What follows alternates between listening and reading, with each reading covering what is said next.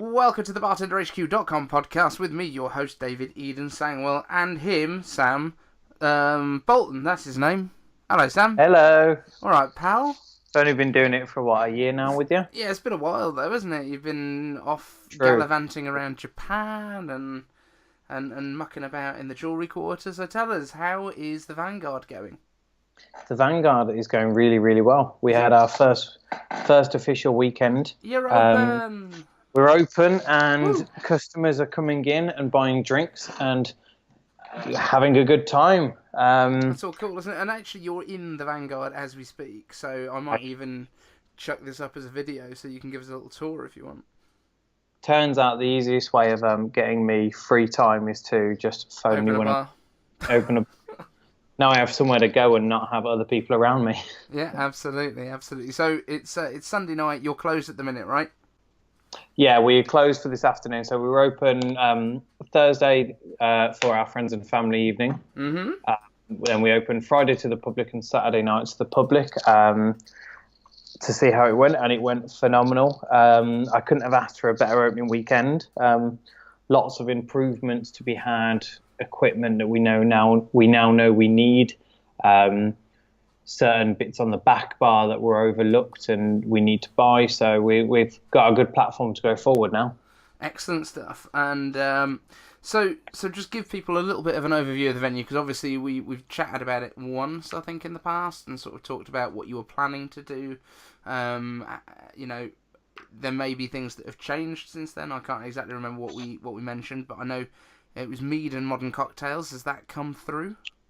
Yeah. So the bar is always a cocktail bar first and foremost, because that's what my bread and butter of my career has been in. It's what I enjoy and it's what I want to. I think we have still only scratched the surface of what cocktails can be in the world. I think that there's been a renaissance for years, and then some of those trends have come back, and now we're in a platform. So we've done it once before, and we're learning from the past, and we've got a way of moving forward. So there's a few things that we're challenging. A few things have come from conversations with other bartenders. I want to challenge waiting times for drinks. Cool. I just don't. It's a pet hate of mine.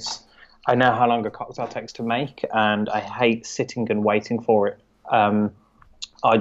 I know if I can have that drink to the table within a minute or two, I should be able to do that every time. So that's one of our focuses, is to cut out waiting times as much as possible. Now, there are certain drinks that do take time, and that's just the way they are. But on average, I want to get every check completed and on the table within 2 minutes. And I think eventually, as my team get quick and we get used to the venue, we can maybe even perhaps speed that up. Boom. Which last night we did really well. I don't think we'll be at 2 minutes for the next probably month or so, but we're not far off. That's cool. One of my pet peeves, which I'm actually talking about on the next podcast a little bit, I recorded last week, is actually more. I don't mind if a drink takes a little while to get to a table. My real worst pet peeve in the world is when it takes ages for the bill to get to you and then be taken away once you put money down. Yeah, absolutely. Because I think when you ask for the bill, you want to leave. Yeah, exactly. I've got stuff to do. Yeah, I think so. For instance, we're not dropping checks to the table. Okay. Because I don't want to. I think it's a waste of paper. We have a system which will either text or email you your receipt. That's pretty cool. If somebody wants a copy of it, that absolutely welcome. But also, most paper copies aren't necessarily needed, and if you are needed, you can just print off print it off yourself, and that's one way. One, it saves paper, which is better for the environment, but two, it means when someone asks for the bill, we all our systems on an iPad, so we just turn up at the table with the card machine and we're ready to go. Cool. And the idea is, once you ask for the bill, I want you to be able to leave again within a minute. Yeah, that's great stuff. Cash takes a little bit longer because you've got to go back to the cash drawer, but still, it ain't long, is it? Exactly. So we're trying to cut out waiting times as much as possible. Partly because I think it's one of the more annoying parts of waiting. Yeah, it's one of the more annoying parts of the customer experience, but also the longer I have tables sat there waiting, the less time they're drinking. Mm-hmm.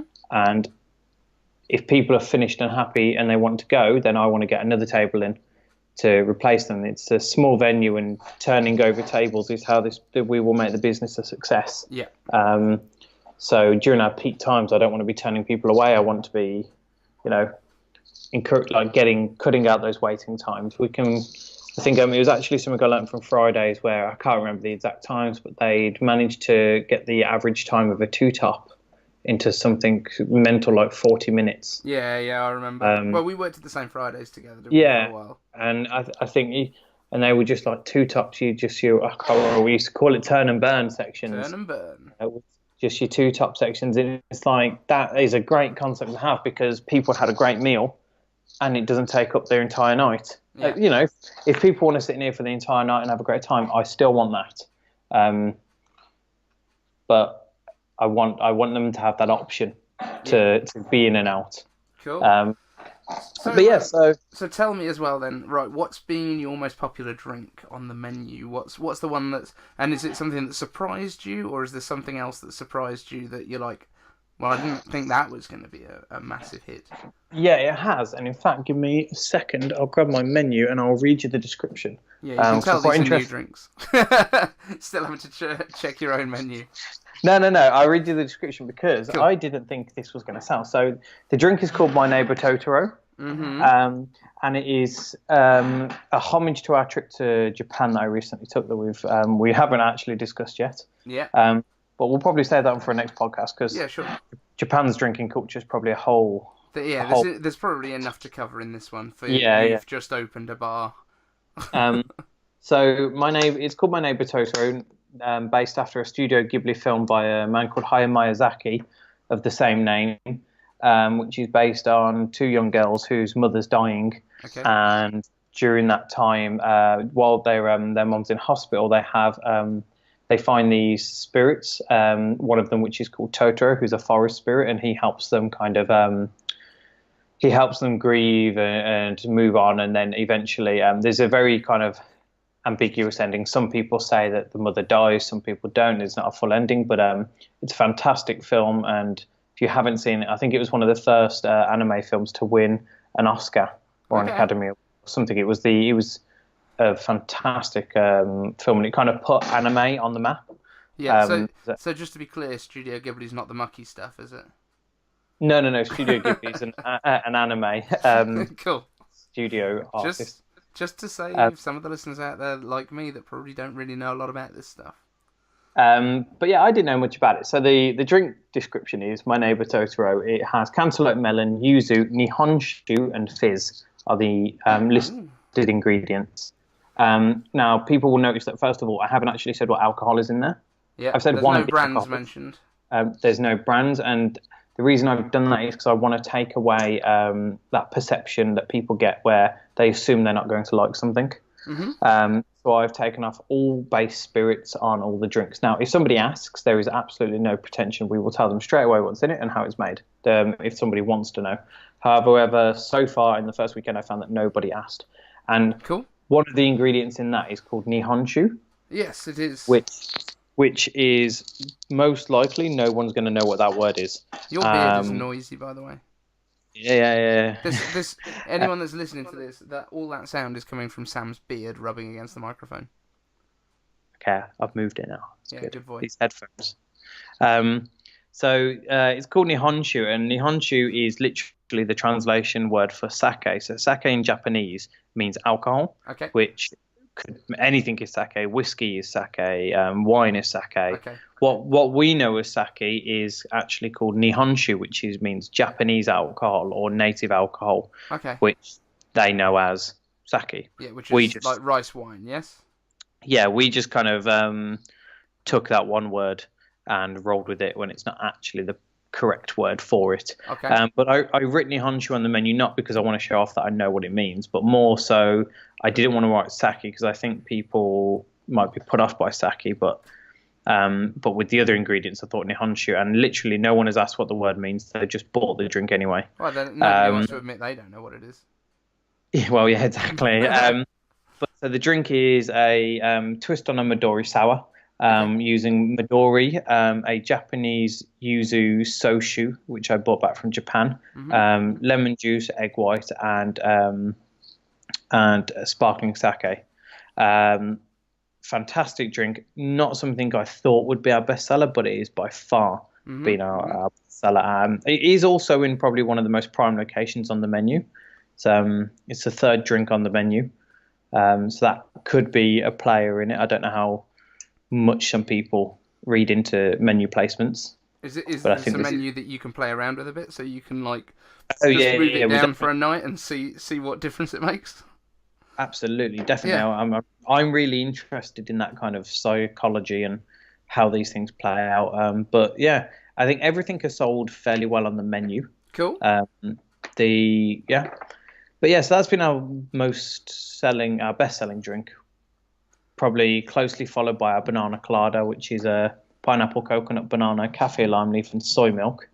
So it's a vegan. Why did you think to yourself, let's throw in some kaffir lime leaf? I don't. It's not really a thing, is it? Ah, it's a great flavor.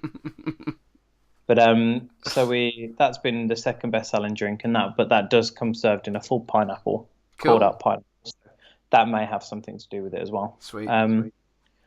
But yeah, I think the weekend went really well, and now we're just looking at progressing. There's still a lot of touching up on the venue to be done, a bit of painting that needs finishing, a bar top that needs to be properly sanded down and finished. Yeah, and that's actually what you're there for tonight, isn't it? This is what I've interrupted Sam from doing, is actually doing some DIY and getting his hands dirty. So he's had to take off his pretty apron that he was wearing over the weekend. It looked lovely, by the way. I managed to pop in on Thursday night. I was on the way back from Eden in Scotland, and I dropped off a little bottle of gin for you, didn't I, Sam? You did, yes. It was a lovely present. Yeah, for your opening night, just before you closed. I think you got there, about 10 minutes before we were closing, yeah. Yeah. But it was good. You looked very tired, though. I think you'd done a lot of driving. Yeah, it was 6.5 hours that I'd driven at that point. Yeah.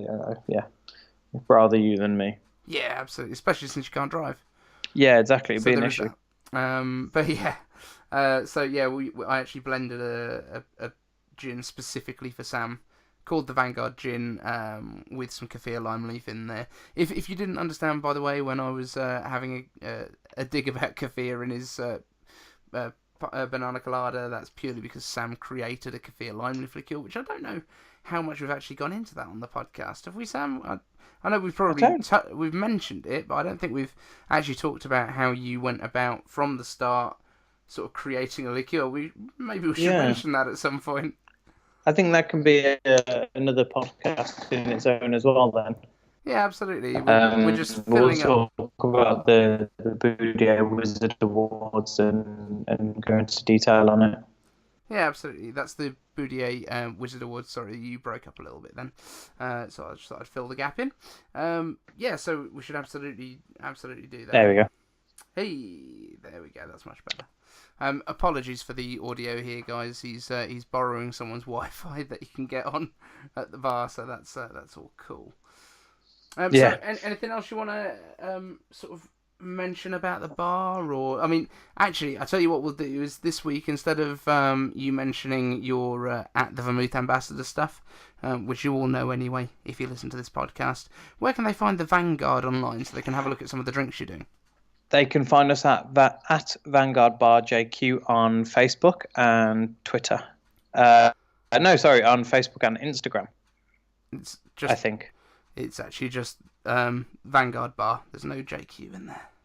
Oh, thank God. Well, David set up our social media handle, so he knows more about this than I do. I absolutely do. But yeah, that's where you can find it, and there's some great pictures going up. And is it Ellie that you've got working with you that's looking after that now for you? For now, yeah. We've got a girl who's looking after it, who's doing really, really fantastically with it, actually. Yeah. So I got through to a national final for the UK's first Fernet Branca challenge coin design. So I've designed a coin with a British Bulldog on top of a Union Jack. It is a little Bulldog puppy as well, so it's cute. So if people could please direct onto David can put the link in the show notes, and if you could go on there and vote for my, that would be amazing, because it's something I really, really want to win. All right, Sam, thank you for joining us, mate. I'm not going to keep you too long because obviously I know you've got a lot of bar top to fix over there. So, guys, we will catch you next week on the BartenderHQ.com. I think Sam's connection's actually gone down now, so find him at Vanguard Bar on all the socials. And you want to just make sure you're on the one in the UK. There is also a place that does sausages in America called the Vanguard Bar as well, so it's not that one. We will see you on the next BartenderHQ.com podcast.